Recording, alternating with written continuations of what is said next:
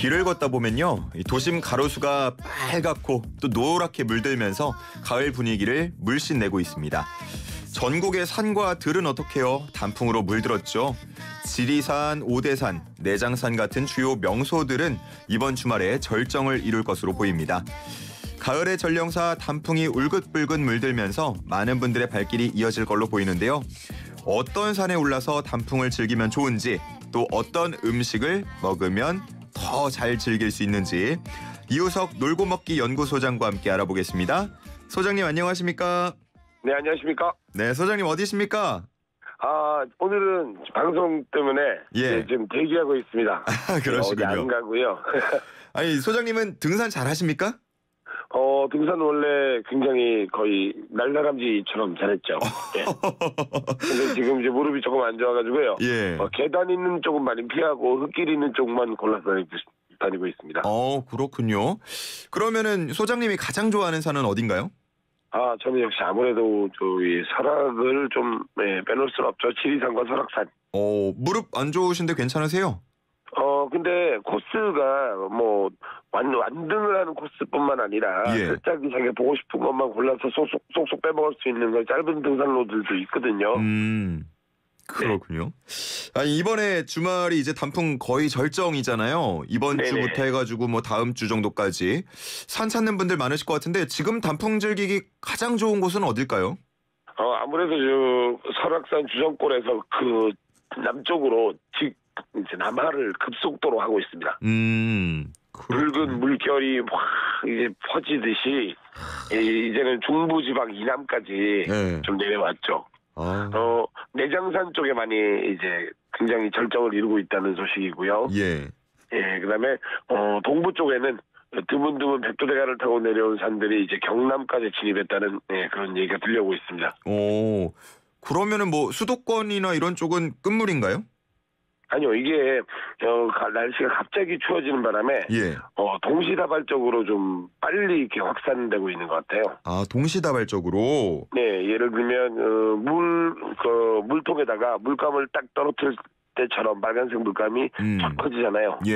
그래가지고 지금은 예전처럼 무슨 장마 전선처럼 내려오는 게 아니라 갑자기 확 퍼졌기 때문에 지금 이제 뭐 북한산도 그렇고 뭐 수락산도 그렇고 뭐 어디나 이제 산들이 보면 울긋불긋한 걸 멀리서도 볼 수 있잖아요.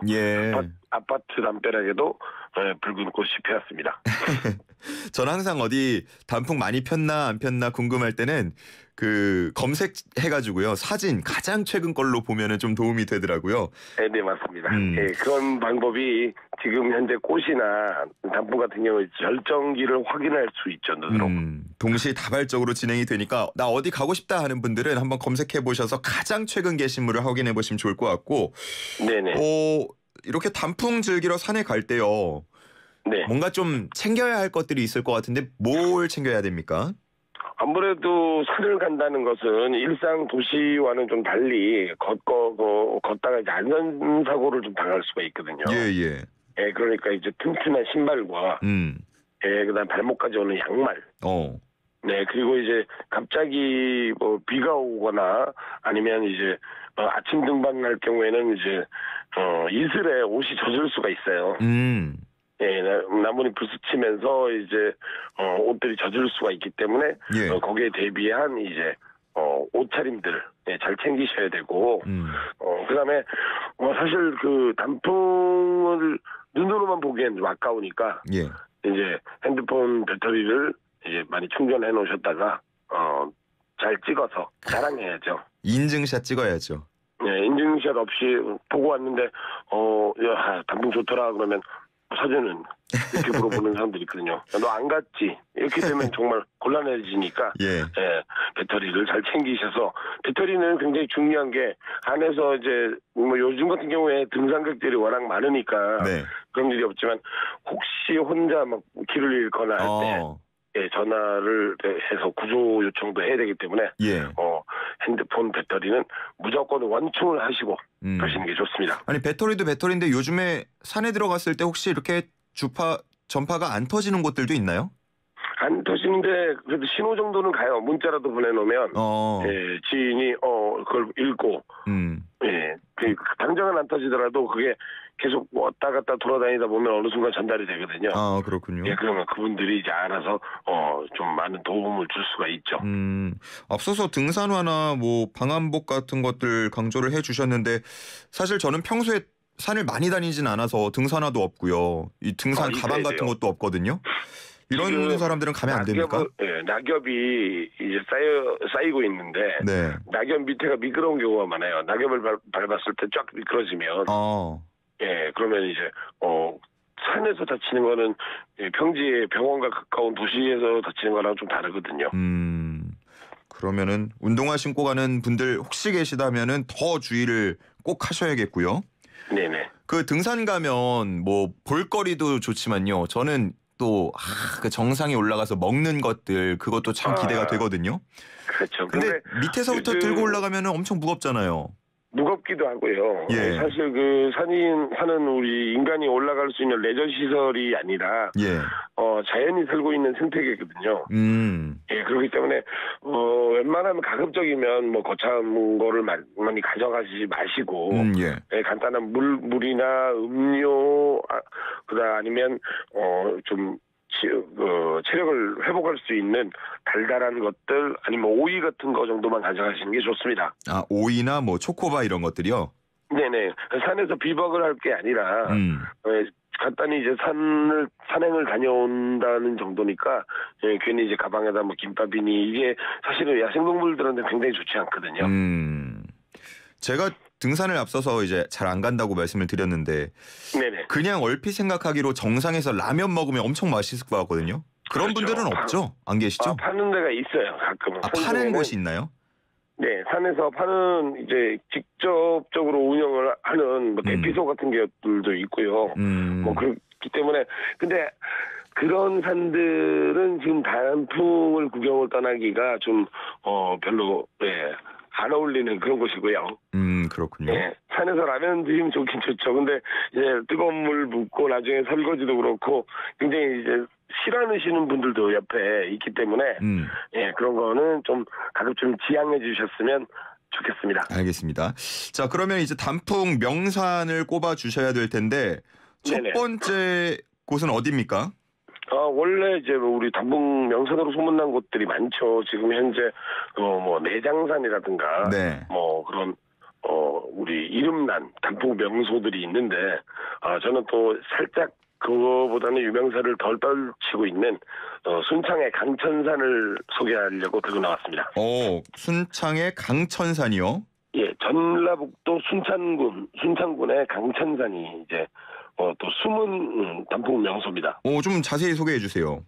예, 강천산은 호남의 소금강이라고 불리는 그런 산인데요. 예. 예, 그 소금강의 뭐 사람들이 이제 들어보면 소금, 솔트야, 소금강 이렇게 알고 있는데 그게 아니라 작은 금강산이라는 뜻이죠. 아, 소금강. 네네. 네. 그래가지고 굉장히 이 산세가 아름답고 일단 등산로가 평평해서 좋습니다. 등산 자체를 끝까지 올라갔다 오시면 험한 구간도 있긴 있습니다만 사실은 단풍 코스는 밑에 이제 구장군 폭포까지 다녀오면 되거든요. 1시간 정도 걸으시면 됩니다. 1시간 정도요? 네, 그래서 유유자적 하시면서 사진도 찍고 쉬엄쉬엄 갔다가 내려오면 한 반나절이면 넉넉합니다. 근데 이곳은 또 아기 단풍이 유명하다고 하는데 아기 단풍은 뭐예요? 애기 단풍이 뭐냐면 단풍 이파리가 일반 단풍보다 굉장히 작은 미니어처 단풍 같은 그런 모양인데 너무 앙증맞고 귀여워요. 게다가 색깔은 더 빨갛습니다. 그러면 더 알록달록한 모습을 볼 수 있겠네요.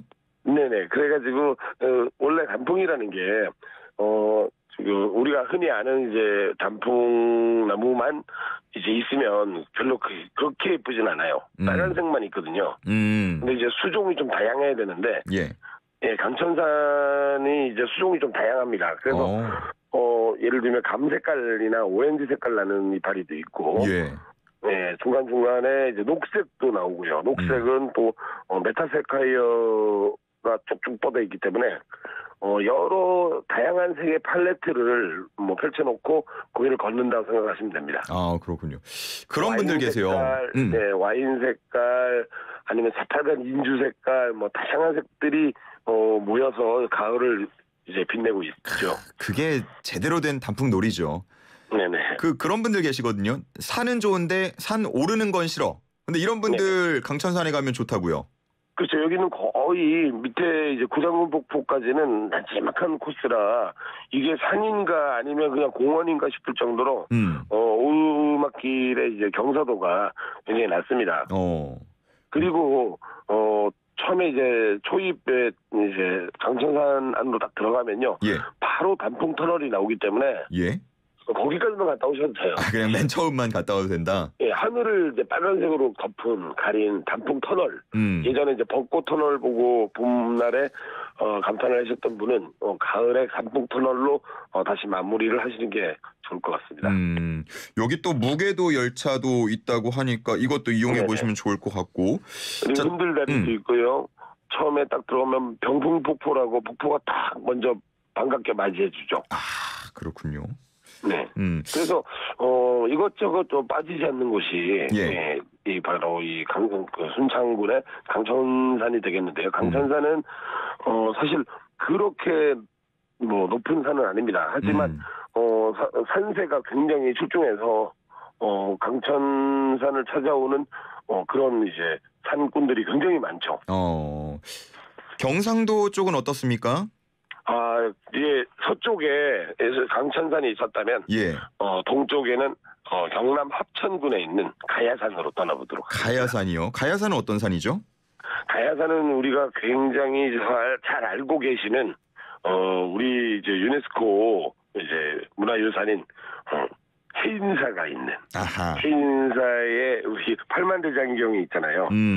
예, 그래서 그 팔만대장경을 보관하는 곳이 바로 이제 유네스코 문화유산으로 지정된 곳인데 이 해인사를 품고 있는 산이 바로 가야산입니다. 예, 이름만 들어도 가야 될 것 같은데 이 가야산 단풍은 얼마나 멋있습니까?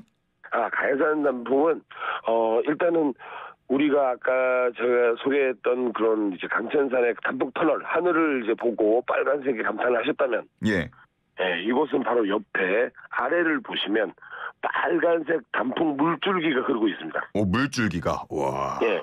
그 경내로 들어가는 이제 일주문 지나서 바로 쭉 펼쳐지는 곳이 바로 이제 홍류동 쪽인데요. 예, 홍류동이 왜 홍류동이냐면 붉은 물이 막 흐른다 해서 홍류동입니다. 그러니까 누군가 그 이름을 붙였을 때 가을에 붙였을 게 확실합니다. 그렇군요. 네, 단풍 이파리가 떨어져서 물에 그 맑은 물을 계곡물에 둥둥 떠서 그게 흐르고 있는데 물줄기 자체가 새빨간 거죠. 네.